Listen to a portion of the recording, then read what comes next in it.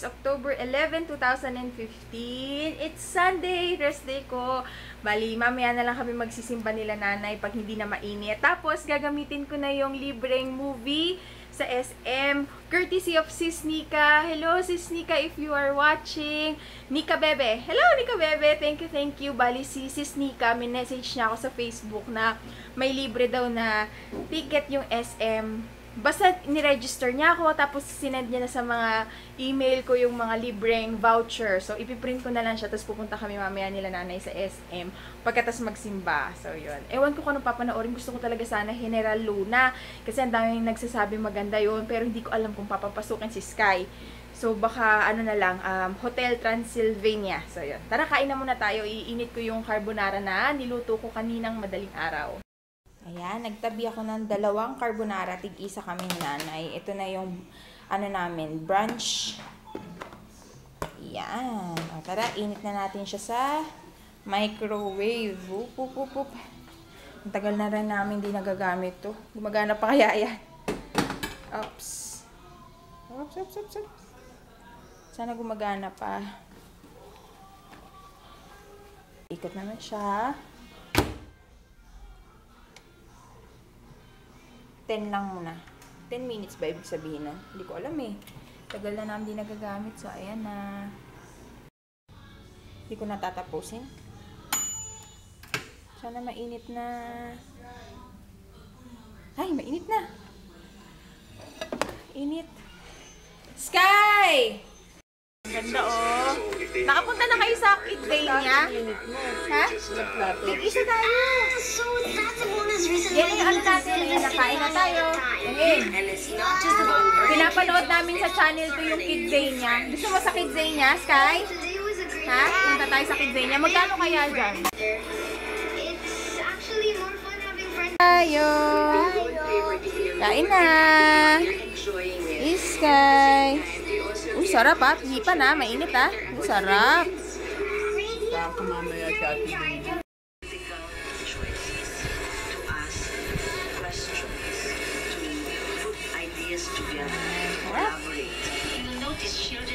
Sarap. Punta ka doon sa Kidzania. Ay, Kidzania pala. Ano yan, Sky? Dance ka, dance. Wala pa. Pinapanood namin yung kay Paolo, yung performance niya kahapon sa Itbulaga. Ang galing. Napanood ko na yan ay eh. Galing. Ay, Sky, di ko makita. Galing ni Paolo. Si Sky.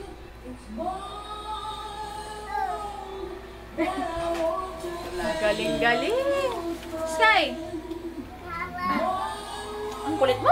Kumulit si Sky. Simula na nagagamot. Kumulit. Siya ginaya niyang mukha. Hindi ko alam eh. Ito yung magaling na part. Galing ni Paolo, oh. Yan. Mag-aano ako ngayon. Maglilinis ako ng nails. Kuha tayo ng towel. Tapos, ang gagamitin ko ngayon na Q-tips. Ano ba magandang Q-tips dito? Ito na lang. Kasi kailangan parang pang Halloween eh. Kaya ito, yung red na parang ma-black. So, yan. Tingnan natin to. Ayan, dyan lahat nakalagay yung mga nipper ko. Tapos dito naman yung mga panlinis. Ayan, tara.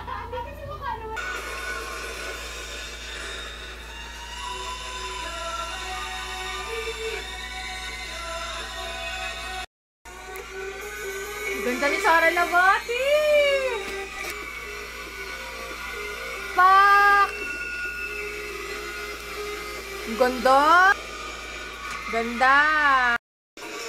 Grabe, ang galing! Sky, nanonood kami ni Sky, naiyak ako, rated K. Tapos, 2 years old pa lang, marunong nang magbasa. Ang galing, ano? Kasing edad niya lang si Sky. Marunong po siya mag-spelling. Tapos, alam niya yung mga bansa, capital ng bansa. Tapos, pag in-spelling mo, kahit sentence, alam niya basahin. at napakatalino. Ang galing. Pero nung bata siya, pinanganak siya 5 months pa lang. Ikahinaan natin. Sinasabing 140 ang pinakamababang IQ o intelligence quotient para matawag na henyo. Ang galing. Pero bukod pa dito, kinakailangan din na masuri ang katao. Pinanganak siya 5 months. Tapos, sabi ng mga doktor, mababa na yung chance na mabubuhay siya kasi yung dugo niya, nalalason na yung buong katawan niya.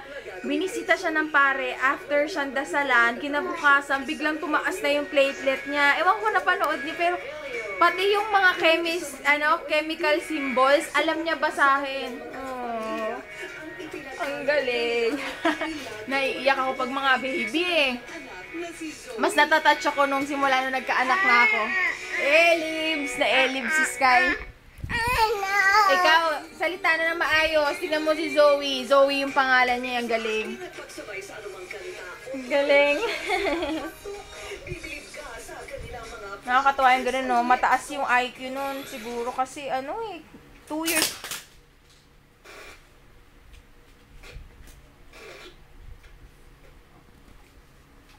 Ano yan? Ha? Ano yan? Ayusin mo yan. Ayusin mo. Ilagay mo dito. Sky. Alam niya may ginawa siyang mali eh. Ilagay mo doon. Ilagay mo doon. Ayusin mo. Ilagay mo ng maayos. Shh! Ilagay mo sa bag.